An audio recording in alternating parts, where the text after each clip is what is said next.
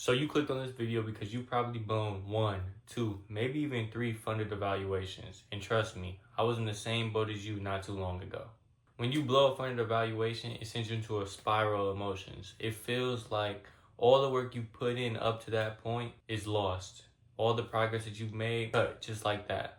I'm here to tell you this is just a stepping stone. Every trader goes through this initially. Even I did. I blew 2 funded evaluations before I even got my first one. But in this video, we can change that.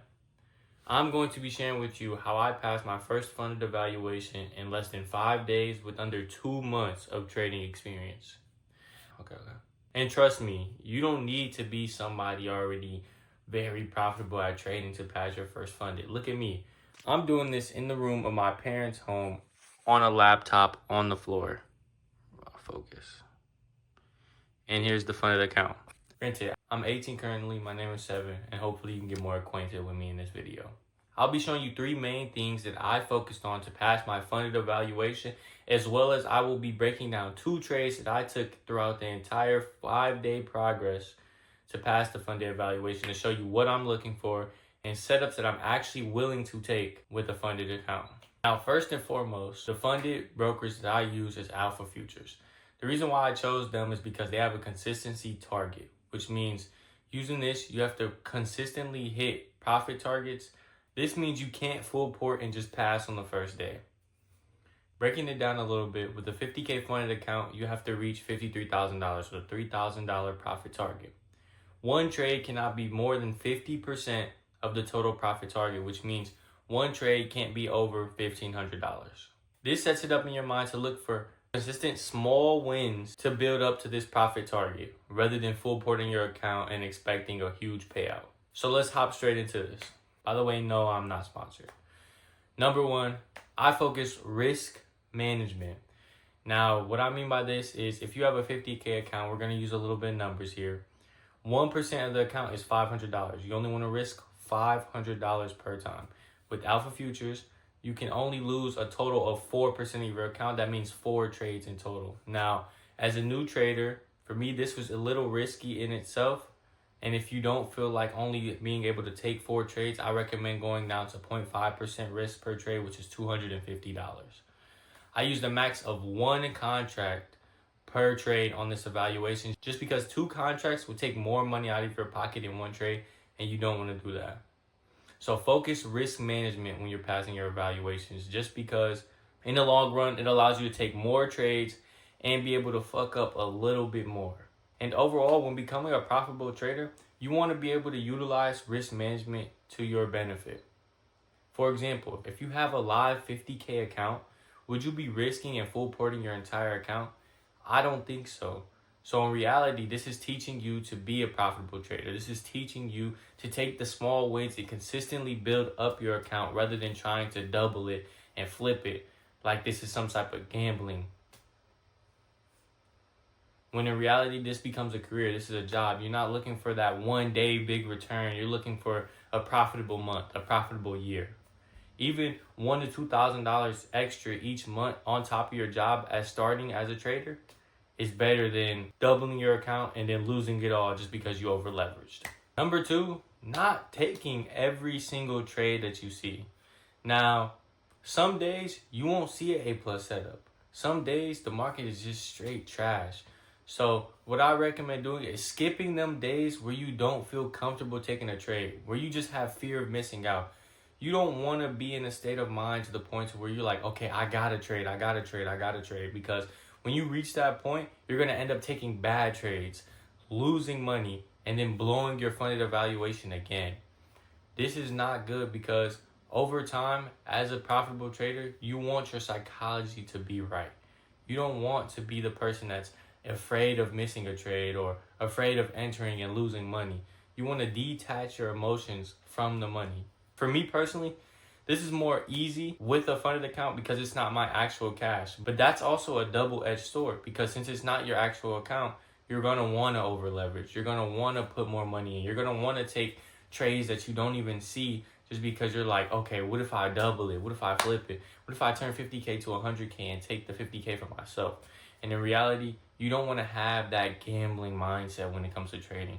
You want to have the mindset to the point where you're like, okay, I could potentially get $1,000 to $2,000 from this account and put that money towards another funded. So now I got two funded accounts and I can copy trade across both of those. You want to look at this as a business. You want to build and stack funded accounts. You don't want to full port one funded account. Because with a 1% risk management ratio, once you reach 10, maybe 15 funded 50K accounts, which is not hard in the long run, especially if you're getting payouts and you're a profitable trader. One trade with a 1% risk management is the same as full porting one account. So look at this as a business, and it's easy to get this done with under 2 months. You just got to be patient and consistent. Number three, the third thing I did was journaling. I can't stress it enough. I bet every single profitable trader you watch talks about journaling. Journaling when you mess up, what you struggle with, and then also journaling your wins to see why it won. You don't want to just be journaling everything bad because then you're putting negativity into the book. You also want to journal where you won, how you won, and your mindset throughout the process. Same thing with your losses. You want to see where you messed up at, what was aiding at you while you were trading, and why your plan didn't work out. And also, if it was an A plus setup, going back to number two, was it a trade that you should have took, or was it a trade you were just taking because you felt like, okay, if I take this one today, I'm one step closer? When in reality, you can skip a day. Don't be afraid to skip days. But on top of journaling, this allows you to free your mind. This allows you to see what you're thinking on a piece of paper and actually visualize it. This allows you to look back, reflect, and study why you're losing and see it day on, day out. So let's say one day you see, okay, I had fear of missing out this day. And then the next day you have fear of missing out again. And then the next day you had fear of entering and losing. This shows that fear is constantly eating at your mind, which as a trader, your psychology has to be on point every single time you take a trade. So this allows you to nitpick and look deeper into your psychology, see why you're afraid to take trades, see why you're afraid of missing out, and find the deeper meaning to where this stress is coming from. Those were the three main things I looked at when it came to my funded evaluation. One other topic on top of that, a bonus, is when you get the funded account, do not change your strategy. Do not change your psychology, and do not change what you did to pass the funded when you get the actual funded account. And what I mean for this is, if it was working for the evaluation, why not apply the same product to the actual funded account? Don't get it and just blow it just because you're like, okay, now I got the money. This means I'm profitable. This means I can do this or that. I can full port the account. When in reality, no. We're still looking for small wins. Now, on that note, let's hop straight into the two trades that I took to pass my funded evaluation. All right. All right. So obviously, let's hop straight into this. Of course, my camera quality isn't the greatest because I'm currently using the webcam that is on my computer. But I want to hop straight into the first trade that I'm showing you guys. So, boom. 1 to 2 risk reward ratio, and why I took this trade, and how was it a plus setup, and why I did a 1 to 2. So first, risk management. This is where I used $500 capital risk. Exactly, is my marker on already? All right, exactly right there is where I placed my stop loss. Sorry about that. Because we'll get into that later, but place my stop loss there, place my limit here, I placed my 1 to 2 there. Boom. All right. So we chose a 1 to 2 risk reward ratio because in alpha trades, your best day cannot be more than 50% of your profit. So that means my profit target was 6%, which means it was $3,000. That means I had to turn 50K into $53,000. Now, I did 1 to 2, so I risked 1%, $500, and I turned it into $1,000. I did that because theoretically 3 trades of $1,000 will equal $53,000, and 1,000 of 3,000 is 33%. So I would hit my mark as quick as I possibly could. Boom. The only reason I also did this is because if I would have risked any more, I would have also been risking my entire account over leveraging.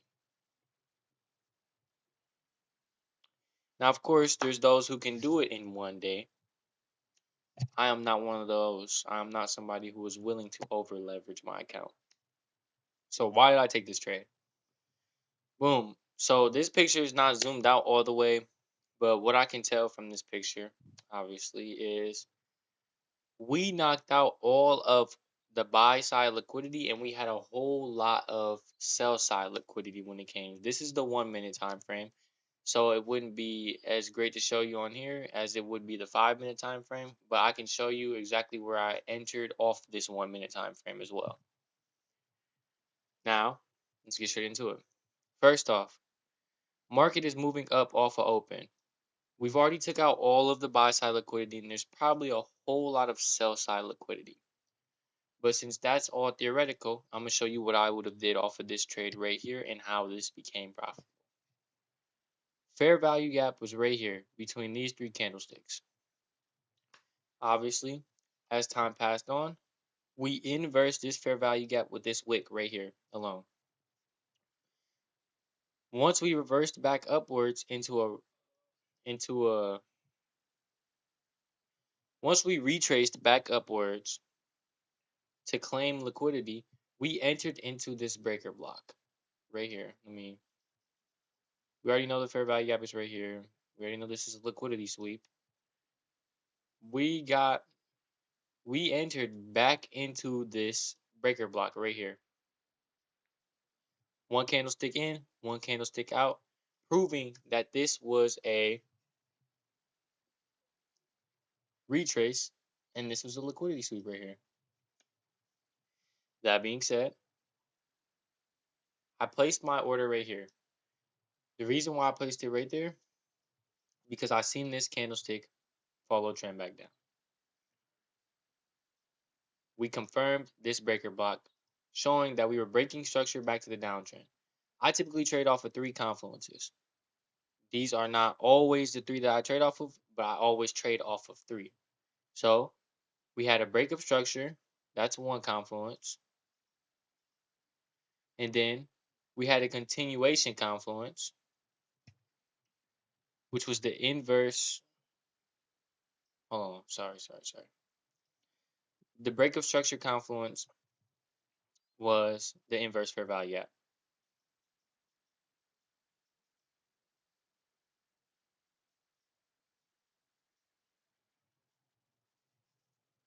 The continuation confluence, so we continued, was a confirmation and breaker block. Holy snap, what am I doing? Chat, I'm lost. All right, confirmation and a breaker block. Now, the final confluence was a break of structure. So, we closed at equal lows. This told me that the market wanted to continue downwards. So, where did I place? Place right here. Set a limit right there. Market came back up, went back down.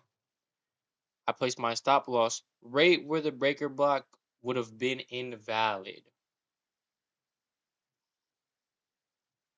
And I did a 1-to-2 ratio all the way down. That's as simple as that for the first trade. This was $500 risked for $1,000 back. One contract. That's all you need. One contract. Don't go for two, don't go for three. Go for one contract. Let's get on to trade number two. Boom. So for trade number two, it's actually a video. It's a longer video, so I can find a way to speed it up. We're gonna put it in 2x speed. I talked during this video, but we're gonna go back over it ourselves.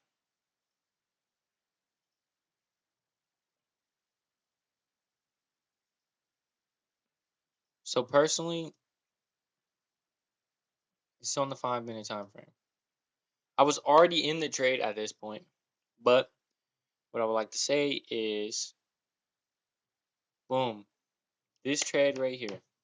On the 5 minute time frame, I knew we would have to rally back into this area right here. where it would sell my put. Excuse me. Based off of prior sessions, gold has always been shown to spike and rally back up around 6 a.m. Chicago Standard Time. I don't know. Pacific Standard Time, whatever time the frame that is. It's whatever time that works for you. No, Eastern is an hour ahead of me. So that would have been like 7 o'clock. But at 6 o'clock a.m. Pacific Standard Time, gold always spiked. And it's been doing this for a week straight because it's on an uptrend on the 4 hour time frame. Now, I think I showed this in the video. No, I don't think so, actually. All right. Oh, I did right here. So 4 hour time frame. As you can see, every single day around 6 o'clock in the morning, spike, spike, spike, again, spike. And we're at that time again. We already filled a giant fair value gap, which tells me we're going to rally back up. Now, of course, we go back to our simple risk to reward management and we trade off of confluences. Right here, inverse in this fair value gap. Boom. Just like that. Closed at a higher low breakup structure. That's two. Rallied back into a breaker block right here. Rallied back into the breaker block. I entered and I continue upwards for the retracement. It's as simple as that. Right here, I risked $500 for $1,000. I'm pretty sure. Since this was my last trade, I think I only needed $500. So I was willing to risk equal. So 1 to 1. Now, as you see, I never over leveraged. I always stuck to risk management, as well as I traded off of confluences. I wasn't just afraid of missing out. I wasn't just entering blindly, looking for a crazy sniper shot. No. I looked at patterns, I looked at trends, I traded off of confluences. It's as simple as that. Now, that's the end. Now, that's going to be the end of this video.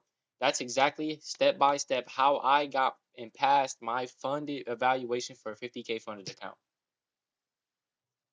Next video I will be posting is probably a trade recap.